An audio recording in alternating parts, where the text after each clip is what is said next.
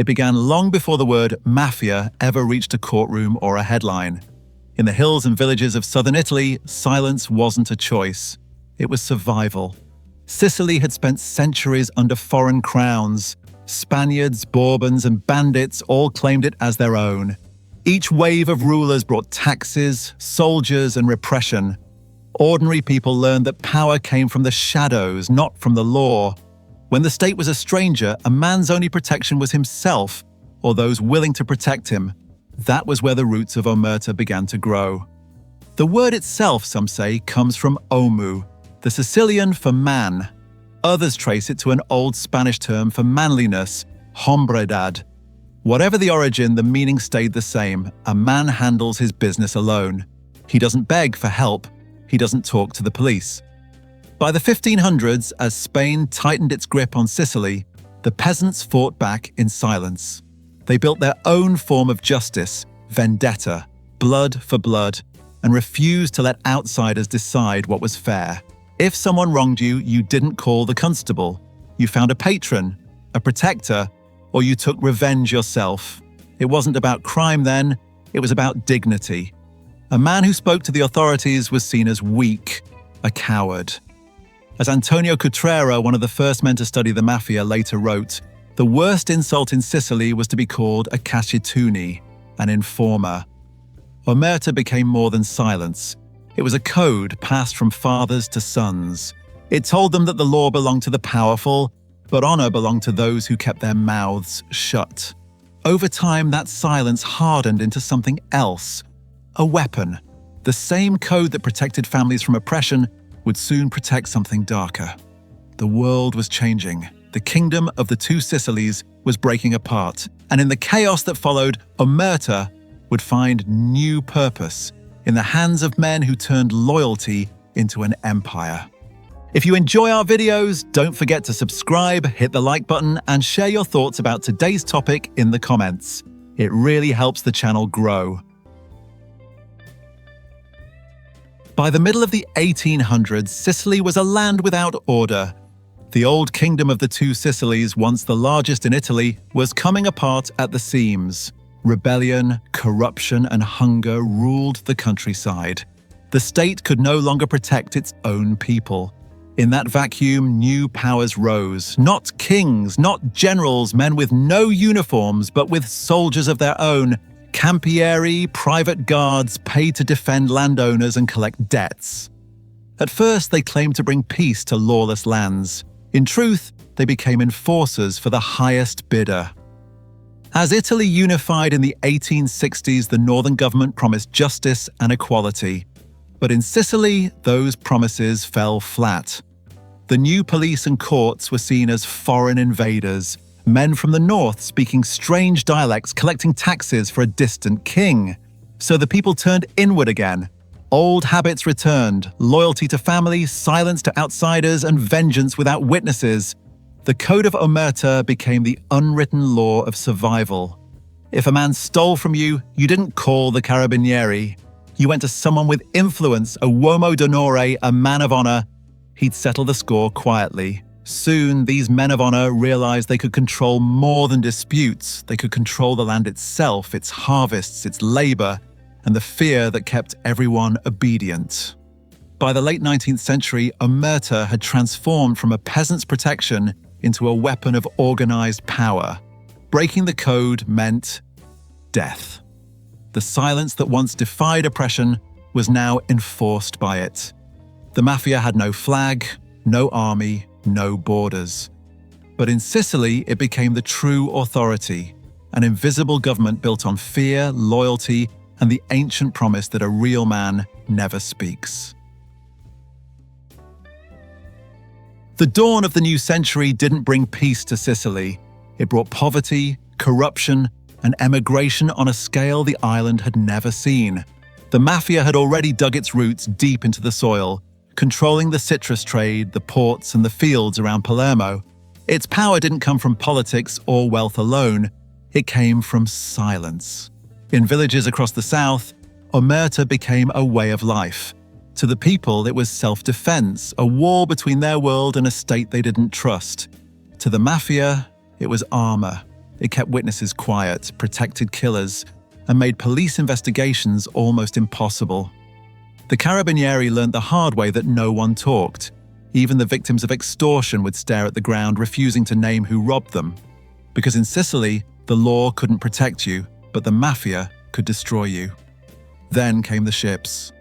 By the millions, Italians left for America. They carried with them language, faith, and the same distrust of authority that had shaped their lives back home. Among the peasants and laborers were men who had lived by the code, uomini d'onore, who saw new opportunity across the ocean. In the crowded tenements of New York, New Orleans, and Chicago, they found familiar conditions: poverty, discrimination, and police who didn't care what happened in Little Italy. Once again, justice became something handled within the community, not by the state, but by men willing to enforce their own rules. Omertà fit perfectly in this new world. It protected the rackets that grew in the shadows, protection, gambling, smuggling, and it kept outsiders guessing. When someone was killed, the witnesses disappeared. When someone was arrested, no one testified. By the 1910s and 1920s, as prohibition loomed, the Italian underworld in America had its own structure, its own families, and its own honor code. The same one born centuries earlier under foreign rule. The mafia had crossed the Atlantic, and the silence that began in the hills of Sicily was about to echo through the streets of New York. When the steamships docked in New York Harbor, they brought more than families chasing a better life. They carried a code older than any government, stronger than any law, that would shape America's underworld for the next century. In the narrow streets of Little Italy, life was hard and brutal. Immigrants packed into cold water flats, working long hours for low pay. The police spoke a different language. The courts didn't care. So people turned to men they knew, men who spoke their dialect, who offered help when the system wouldn't. These were the uomini d'onore, the men of honor. In New York, they became intermediaries, settling disputes, offering protection, running numbers and loans. But underneath every handshake was Omertà. No one talked, no one complained. When violence broke out between rival crews, the witnesses turned their backs. When the police came asking questions, doors stayed closed. It wasn't just fear, it was pride. Silence was proof of strength, of manhood, of loyalty to the community. The same pattern played out in Chicago, New Orleans, Detroit, Cleveland. Each city grew its own families bound by the same invisible thread that stretched back to Sicily. In every neighborhood, someone collected dues, mediated quarrels, and enforced rules that the law couldn't touch. Law enforcement tried to understand it. Detectives followed whispers, but every lead ended the same way, with denial, with silence, with another body. The code made prosecutions nearly impossible. Even when a suspect was caught red-handed, no one dared testify. Generations grew up under this unspoken law. Sons learned from fathers that you don't cooperate with outsiders, not even when you're bleeding. You take your punishment quietly. You protect the family name. By the middle of the 20th century, the mafia had become more than a criminal network. It was a culture. Its strength didn't come from numbers or firepower. It came from silence. A silence so absolute that for decades, the true shape of organized crime in America remained hidden from the public, sealed behind Omertà.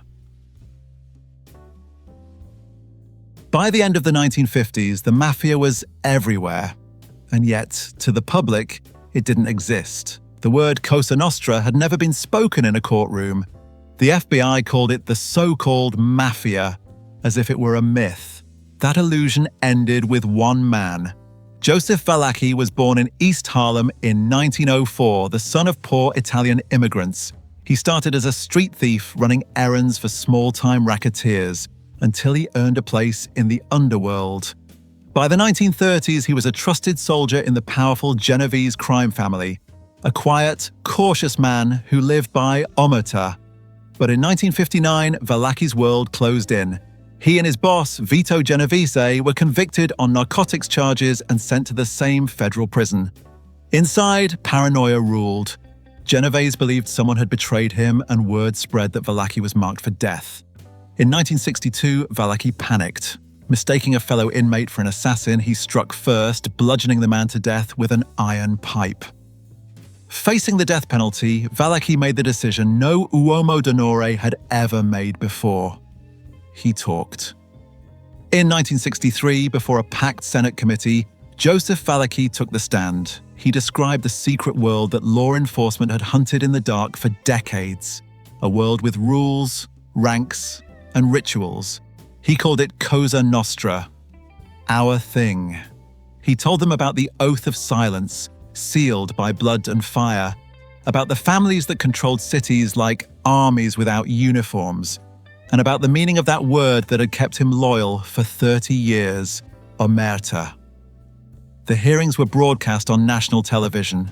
America watched, stunned, as this small, tired man pulled back the curtain on a criminal empire built in their own neighborhoods. He became the first mafioso to break the sacred code. And once the silence was broken, others would follow. Valachi's testimony didn't end the mafia, but it changed everything. For the first time, the government understood what it was fighting. The age of secrecy was over, and the war against Cosa Nostra had begun. Tommaso Buscetta was born in Palermo on April 13, 1928, the youngest of 17 children in a city already ruled by silence. To the world, Sicily was poor and proud.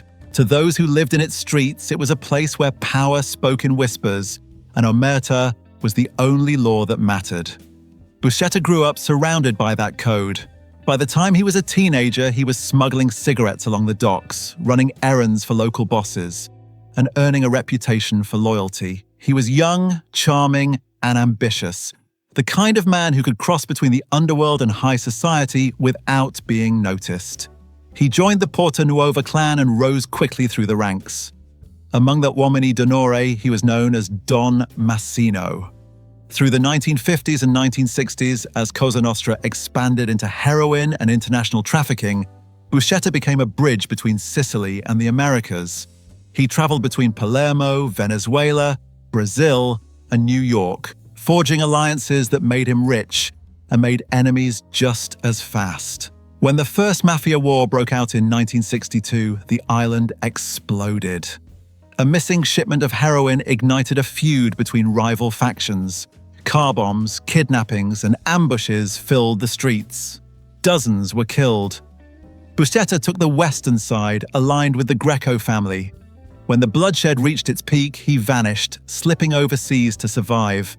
For a time, he lived well in South America. He was the boss of two worlds, a title that carried both admiration and envy. But in the late 1970s, a new force rose back home. The Corleonesi, led by Salvatore Toto Riina. They didn't deal in compromise, they ruled with terror. The Second Mafia War was worse than the first, a systematic slaughter of anyone who dared oppose them. Buscetta's family paid the price. His sons, his brother-in-law, all murdered. One by one, Riina's killers erased his bloodline in Sicily. In 1983, Brazilian authorities finally arrested Buscetta. Italy demanded his extradition. He knew what waited for him: prison, interrogation, and death. That summer, in a Rio de Janeiro cell, he swallowed strychnine and waited to die. He failed. When he was sent back to Italy, he was met by a judge named Giovanni Falcone, a man who believed in the law more than fear. At first, Buscetta refused to speak, but the world he had served no longer existed. The mafia he believed in, one of honor and silence, had become something monstrous, and in the ruins of his family, he saw no reason to protect it anymore. In 1984, Tommaso Buscetta broke Omertà. He began to talk, and what he told Falcone would shatter the Sicilian Mafia from within.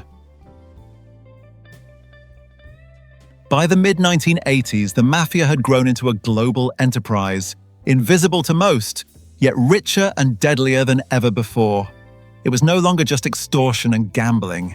It was heroin, billions of dollars worth flowing from Turkish poppy fields through Sicilian ports, across the Atlantic and into the veins of America. Tommaso Buscetta was the key that unlocked it all. After his arrest and extradition, he sat face-to-face with Judge Giovanni Falcone in a small interrogation room in Palermo. Falcone didn't threaten him, he listened. And slowly, Buscetta began to reveal the inner map of Cosa Nostra, its families, its leaders, its secret governing body known as La Cupola, the Commission. For the first time, Italian prosecutors could see the mafia not as scattered gangs, but as one organized structure, a shadow government with rules, ranks, and executions. Buscetta's confessions became the backbone of the Maxi trials, the largest prosecution of organized crime in history. In 1986, inside a fortified courtroom built like a bunker, 475 mafiosi stood accused. When the verdicts came down, 338 were convicted. The testimony of one man had cracked centuries of silence. But Sicily wasn't the only front. Across the ocean, American agents were closing in on a network of Sicilian and US mobsters who had turned neighborhood pizzerias into fronts for narcotics. The operation was called the Pizza Connection. Between 1979 and 1984, it moved more than $1 billion worth of heroin and cocaine through family-owned shops from New York to the Midwest. At the center of that web stood Gaetano Badalamenti, once head of the Sicilian Mafia Commission, now the architect of a pipeline that reached into every corner of the American underworld. Buscetta knew him well. They'd worked together. His testimony helped prosecutors connect the dots between Palermo's blood wars and New York's heroin epidemic. US agents, Italian magistrates, and DEA operatives worked together, an alliance unthinkable a decade earlier. The walls of Omertà were crumbling under the weight of evidence, wiretaps, and the words of men who had once sworn to die before speaking. By 1987, when the Pizza Connection trial ended, the myth of mafia invincibility was fading. The men who ruled by silence were being undone by their own voices, recorded, transcribed, and sworn before the world. Yet for every conviction, the mafia found new ways to survive. In Sicily, Rena's Corleonesi grew even more ruthless, vowing vengeance on anyone who betrayed the code. And for Tommaso Buscetta, who had already lost everything, the danger was far from over. By the early 1980s, Sicily had become a battlefield. Bodies turned up in cars, fields, and alleyways, victims of a war no one dared name out loud. At its center stood two men who refused to look away: Giovanni Falcone and Paolo Borsellino. Both were judges from Palermo. Both had grown up surrounded by the same culture of silence that protected the mafia for generations. But they made a choice that few ever had: to confront Cosa Nostra head-on in its own city, on its own ground. When Tommaso Buscetta began to speak, Falcone was the one who listened. Patient, methodical, he mapped every name, every connection, every rule of the secret organization. He built files that showed how the mafia governed itself like a state without borders, where murder replaced elections and loyalty was stronger than law. Buscetta wasn't the only pentito, the repentant one. His courage opened the door for others to follow: Salvatore Contorno, Antonino Calderoni, and dozens more who risked everything to talk. Together, their testimonies built the foundation of the Maxi trials, shaking the mafia's control over Sicily for the first time in history. But every act of truth came with a price. Falcone knew it. Borsellino knew it. So did Buscetta. In their meetings, Buscetta warned Falcone quietly, almost gently. "First, they'll try to kill me. Then it'll be your turn. They'll keep trying until they succeed." He was right. On May 23, 1992, Giovanni Falcone was driving home from the airport with his wife, Francesca Morvillo, and 3 police escorts. A stretch of highway near Capaci exploded beneath them. Half a ton of explosives buried in the asphalt. All 5 died instantly. 57 days later, Paolo Borsellino met the same fate in Palermo. A car bomb detonated outside his mother's home, killing him and his security detail. 2 men of the law, silenced by the same code they spent their lives trying to destroy. From his protected home in America, Buscetta heard the news. He'd lost his country, his family, and now the only men he truly trusted.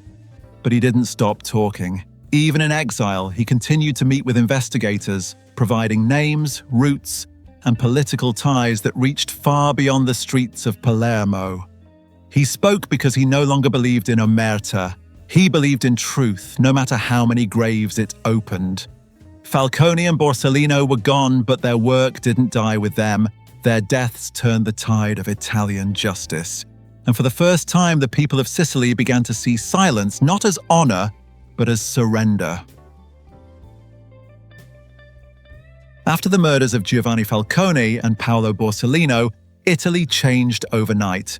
The country had seen mafia violence before, but never an attack on justice itself. The assassinations shocked the world, and the silence that had protected the killers for generations began to fracture. From his safe house in the United States, Tommaso Buscetta watched it unfold. For years, he'd refused to speak about one subject, politics. He'd told investigators that naming those ties was too dangerous, even for him.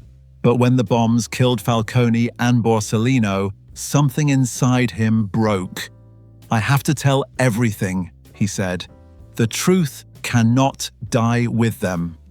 In 1993, Italian prosecutors met with Buscetta under the protection of the US Marshals. He told them what everyone in Sicily whispered, but no one dared confirm, that the mafia's power didn't stop at the streets. It reached into parliament, into the ministries, into the highest office in the land. He described secret meetings between mafia bosses and politicians who sought their votes and their money. Among the names he mentioned was one that shook Italy to its core: Giulio Andreotti, the country's 7-time prime minister.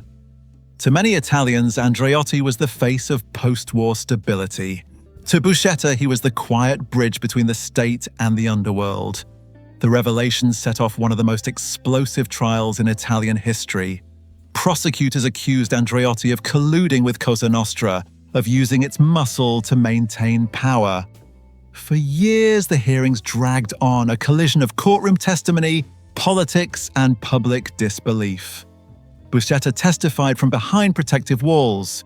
He spoke calmly, detailing the favors traded, the meetings arranged, the understanding that kept the mafia untouchable. But Andreotti denied everything, and in the end, despite 2 trials and decades of suspicion, the former prime minister walked free. The outcome left Italy divided. To some, it proved that the state could never truly cleanse itself of corruption.